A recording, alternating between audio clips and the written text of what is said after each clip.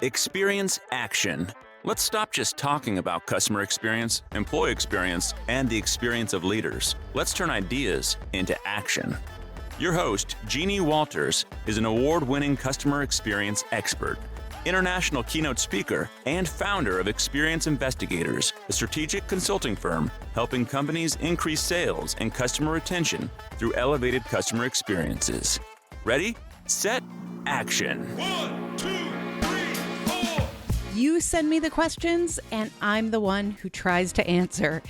Now, I'm so excited you're here with us at the Experience Action Podcast. I'm Jeannie Walters, and I love getting your voicemails. We have another great question this week, and I bet it's something that most of us will have to address in the near future. Let's go ahead and listen in. Hi, Jeannie. I have a question about cybersecurity incidents and how a customer experience team might respond. If a company found themselves impacted by a major cybersecurity incident that disrupted service delivery, product availability, and severely limited their customers' operations, how should that company approach its ongoing voice of customer efforts, especially when the company already knows there's a lot of dissatisfied customers out there? Would asking for their feedback about certain touch points or even their likelihood to recommend the company be poking the bear too much, or do we think that might be the best time to ask for feedback ever? Curious to hear your thoughts on this. Thanks for taking the time to respond. Appreciate it. Cybersecurity. Now, we are living in an age where it might not be if, but when this happens. I don't love being the bearer of that bad news, but that is the reality. We are seeing organizations dealing with these types of cybersecurity attacks or disruptions because of something that happens in every industry out there, including nonprofits and healthcare administration, education. Nobody is immune to this. So we have to be proactive. You know, I talk about how customer experience leadership requires us to be intentional and proactive, and this is no exception. Now, as I dive into this topic, it's important to say I am not a cybersecurity expert. I have, of course, dealt with this with different clients in different situations, and I rely heavily on those folks, the chief information security officer, if you have one of those, your data people, your cybersecurity experts. So this is something to consider, and also partner with those experts that you have available to you. Now, in the situation that was described in this question, we really have to think about a major cybersecurity incident and what that could do. It will, of course, create significant disruptions, maybe not for all customers, for at least some or many. And when that happens, there will be customer dissatisfaction. We have to acknowledge that and be prepared for it. The situation is delicate and really requires some nuance and a thoughtful approach to maintain and hopefully rebuild customer trust while continuing to gather valuable feedback when appropriate. And that last part is very important. So here are some ways that I would suggest you start considering a plan of action today for a cybersecurity incident in the future. Now, if you've been a part of this and you have more to add to this conversation, we love hearing from you. Go ahead and let us know your experience by leaving me a voicemail at askjeannie.vip. Let's jump in. Now, the first thing, if we have something that happens, we are in an age we have to be transparent. We have to be authentic. So the first thing we want to do is acknowledge the situation transparently. We cannot hide behind fine print. We cannot make it something that, we acknowledge without really saying what's going on to our customers. Now, this is where it gets tricky because we have legal departments, we have media teams who are giving us guidance, and sometimes they forbid us to directly ask about the cybersecurity incident. And there are reasons for that. So we have to listen to those experts. But it's also crucial to just acknowledge the situation, at least in a general sense. Because what we don't want is for customers to feel on their own or even gaslit by the brand, thinking, we know something happened. Why aren't you talking to us about it? The lack of information can actually lead to a sense of distrust. It can chip away at that loyalty. And you know what humans do? When we don't have information, we fill that vacuum with the worst case scenario. So if we don't want customers thinking the worst case, then we at least have to address and acknowledge, you know what? We are saying something happened. We can't go into details about it because of this, because we are in a situation where we are actively investigating, and communicate about when they'll hear from you again. Communication should focus on acknowledging that there have been these disruptions and really expressing genuine empathy for the inconvenience and really the worry, the anxiety that goes along with this. Transparency fosters trust, and we need to lean into that during these times, even when we can't share details, even when we don't exactly know what's going on yet. We have to at least acknowledge it. The best we can do, and a page from the police forces out there, you know, if they are working on a big case and there's a lot of media attention, you'll see a press conference, and often they'll say, we don't have a lot of information yet. We will have another press conference tomorrow at this time. And they're doing that because they want to set expectations. You will continue to hear from us. You don't have to keep reaching out. We can do the same thing for our customers. We can say, we will send an update with any new information, even if we don't have any new information, tomorrow at this time, or please access our social media channels for the latest, or whatever it is. But we have to be transparent and we have to keep communicating. So that's number one. Number two, we want to refocus our voice of the customer surveys. If we cannot directly address the cybersecurity incident, we still want to collect feedback that will help us act either today or tomorrow in a better way. And so sometimes that means looking at other areas of the customer journey. So some specific actions you might want to look into. One is segmenting the surveys a little differently. We might want to target specific touch points that were impacted by the cybersecurity incident. We may want to target touch points that weren't. Look at those interactions and see, you know, what are people reporting in the group that was affected versus the group that wasn't? What are the differences there? What can we learn by comparing and contrasting those segments? For example, we may want to ask specifically about all customer service interactions, because that will tell us overall how much of an impact the incident is having on how people are feeling about getting the right information, feeling cared for, feeling valued, all of those things. So you want to look at not just segmenting the groups, but also segmenting where do we want to collect information. Now, you know, one of my rules about collecting feedback from customers is it's a big waste of time for everybody if you don't have a plan of action to use it. So if you have a plan of action, sometimes what that means is communicating within your organization, saying to the leaders, you know what, this did have an impact on how customers are feeling. This may have a long tail on our customer loyalty. So setting expectations within your organization can be an action that you want to take. We also might want to look at customer sentiment a little differently. So those open-ended questions to capture general sentiment and feelings, or using some of the great AI tools out there to monitor social media and user reviews and things like that.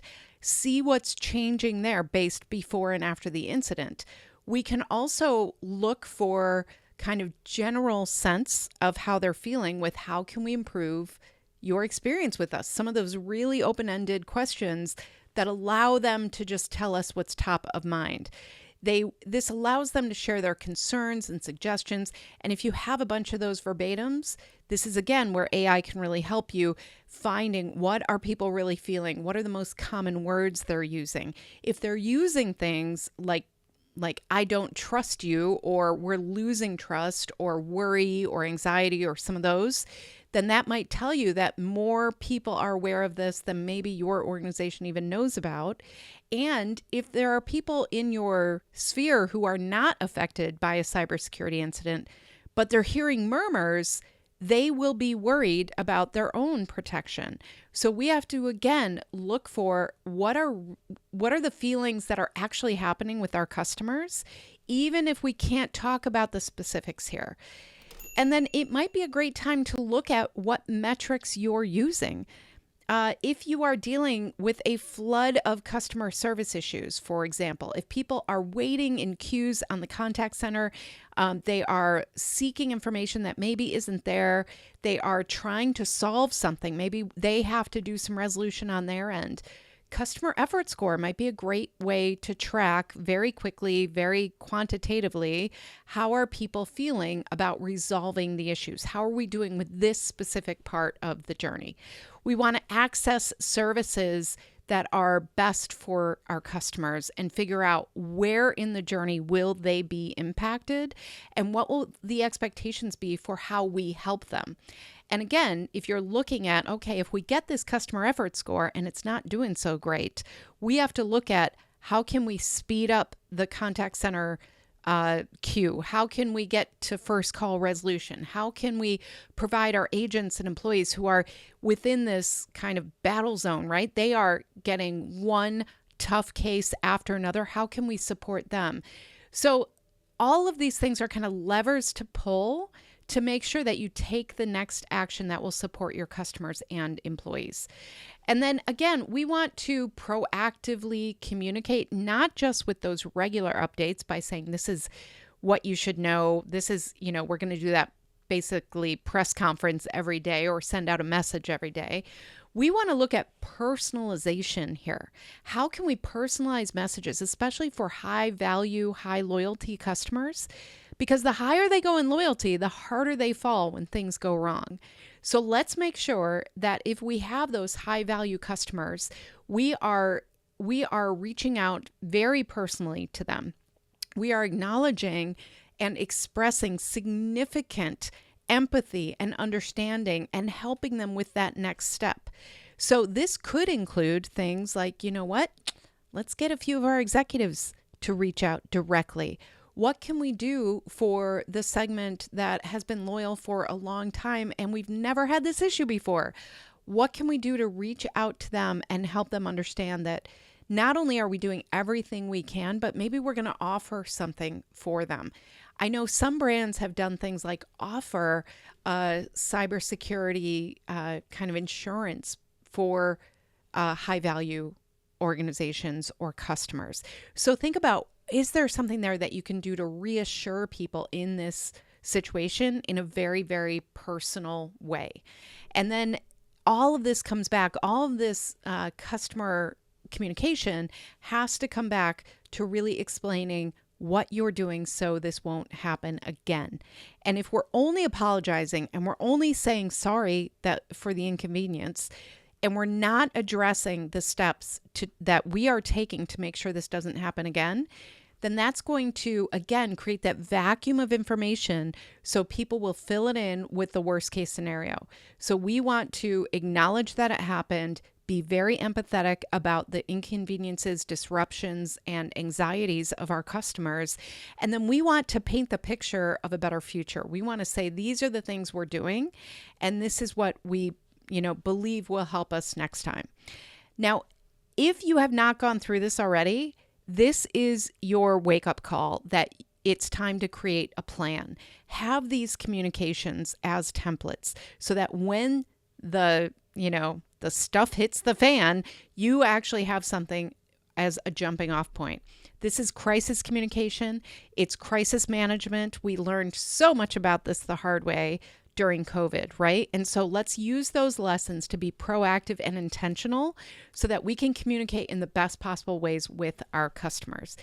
We also, of course, if we have an issue like this, we are going to have a lot of customers who didn't have service issues suddenly have service issues. So the other thing to consider is, how can you enhance customer support when these things happen? You want to boost your support channels. You want to ensure that your support channels are well staffed and equipped and just prepared for the increase in inquiries. We want to offer those multiple channels for the different context of the situation.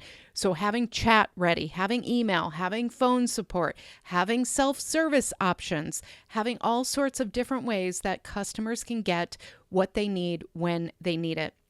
And then if we are staffing differently, if we are bringing in people who maybe aren't on the typical team, we want to make sure we have kind of a crash course in training on empathy. Train our customer service reps and anybody else who's pitching in. Remember, we talked about those executives maybe reaching out. Let's make sure they understand what empathy looks like. It means understanding. It means listening first to understand. And then really acknowledging that, yes, this happened and this was not fair and this is not something that we wanted our customers to deal with. And we are prepared to address concerns even if they might not be directly related to the incident, right? Customers get worried and they start having anxiety about things and they start asking about different types of situations. We cannot shut that down. We have to give people that channel to really work with us and experience empathy so they know that we're working on this on their behalf. So we want to boost those support channels and train for empathy. Now, training for empathy is something I hope you're doing anyway, but in these situations, it becomes even more important. And then we also want to leverage indirect feedback. You know, customers, of course, will be reaching out directly and saying, what's going on? What can I do? How can I protect myself? But there's also the conversation that's happening outside of those channels. So this is where things like social listening can be incredibly important, and customer behavior analytics. How are they actually behaving? What are they doing? So, for instance, in financial services, one of the customer behavioral analytics we would want to watch for is are they making more withdrawals? Are customers starting to freak out a little bit and trying to take their money out because they don't have that trust? That gives us information. That can be an early warning sign about what might happen. And so we want to make sure that we are very tuned in to what are they saying on social, what is actually happening, what are some of the rumors that might be out there, and how can we get involved proactively there? And then what are customers actually doing? How is their behavior showing us how they're actually feeling about this? What are those patterns and potential areas of dissatisfaction that might show up in behavior before they show up in feedback metrics? This is why, AI can be incredibly helpful here. We have tools, we have platforms now that can raise the red flag and say, this is different. This is trending up or down. What does that tell us? Now, we still need very smart people. We can't just rely on AI. We need very smart people who can look at those signals and say, we have to address this. This seems to be what people are worried about. Let's go out and talk to them. Let's go out and communicate. Let's go out and invite them to collaborate with us on these solutions. So this is where understanding your baselines around behavioral analytics, around that unspoken feedback that we talk about on social media and user reviews and things like that. That's why this can be very helpful. If you know what your baseline is, then the trends become a lot more obvious to pick up on, and you'll start seeing those signals earlier in the customer journey. So you might want to look at purchase behavior. Interaction with customer support can be another one too, right? What is happening that might give you indicators of something that maybe you haven't even seen yet? Our customers sometimes see things before we do, and we have to trust that, and we have to look for those signals. So these are really important and frankly scary issues that we might be dealing with. And so as a customer experience leader, it's really important for us to lead with advocacy. We want to advocate for our customers. We want to say, you know what? I don't want to be caught flat-footed when this happens. Let's have a plan. Let's have a strategy. That is a tremendous way that you can bring value to your organization as well. So if you're in a situation as a customer experience leader where they see customer experience as a cost center, they kind of see it as tactical and nice to have, but not really important, this is a great thing to bring up and say, I want to get proactive about this so that we have a plan in place. And doing so will help other people have their plans in place if they don't already as well. So while addressing specific questions around a cybersecurity incident, a specific one, might not be feasible, might not be realistic, there are certain things we can do to be strategic here and to make sure that we're listening to our customers in ways that matter. So I know it can feel like sometimes our hands are tied by legal issues. Some of you might be in highly regulated industries. Some of you might be in healthcare and dealing with HIPAA and some of those other privacy things. There are all sorts of constraints to how we can communicate with customers and what questions we can ask. We all have to deal with those limits. So what I want you to do is really think about, what is it that we can do on behalf of our customers? What can we do to help them feel reassured and safe and protected with us? And if we can get there, then we can build loyalty with them. We want to make sure that in times of crisis, how we respond can actually make a significant difference in rebuilding trust and maintaining their loyalty. So if we're not prepared for that, then that could actually do more to erode the trust that we have that was eroded with this incident to begin with. So look at this as kind of an opportunity to maintain that trust and build that loyalty. And even if it's it's a tough situation, no matter how you slice it, but maybe we can make it a little easier for our customers. Maybe we can make it so that they can sleep a little better at night. That is really meaningful and important. And so don't just hope this doesn't happen. Get yourself a plan, be strategic, and think about how you, as a customer experience leader, can create a better world for your customers in a world where these things are going to happen. Great question. Thank you so much for exploring this with me. And for those of you who haven't yet reached out and asked that question that has been top of mind for you, what are you waiting for? We are ready to dive in and tackle anything around customer experience or employee experience or leadership. So leave me a voicemail at askjeannie.vip. You can do that on your phone or desktop. Super easy. You can be anonymous or let me know exactly who you are, and we will let you know when we answer your question on the Experience Action podcast. Now, at Experience Investigators, our mission is to create fewer ruined days for customers. We do that through keynote speaking and workshops and coaching. We also have a community now with CXI Flight School. So check that out at experienceinvestigators.com and let us know, how can we help you? Thank you for all you do. Thank you for these great questions, and I can't wait to talk to you again soon. To learn more about our strategic approach to experience, check out free resources at experienceinvestigators.com, where you can sign up for our newsletter, our Year of CX program, and more. And please follow me, Jeannie Walters, on LinkedIn.